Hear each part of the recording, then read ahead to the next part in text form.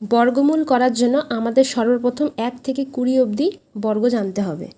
শেষের অঙ্কগুলিতে অনেক মিল পাওয়া যায়। এবার আমরা একটা সংখ্যা দেখি যার জোড়ায় জোড়ায় সংখ্যা ধরতে হবে পেছন থেকে।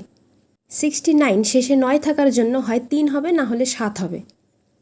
সামনে 13 এর জন্য 13 এর ছোট √9 অর্থাৎ 3 নিতে হবে, কারণ √16 13 এর থেকে বড় হয়ে যায়।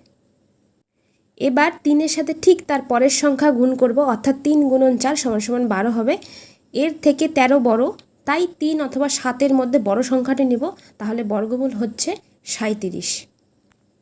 আরেকটা সংখ্যা দেখব, শেষে 09 আছে, তাহলে বর্গমূলের শেষের অঙ্কটি হবে 3 অথবা 7।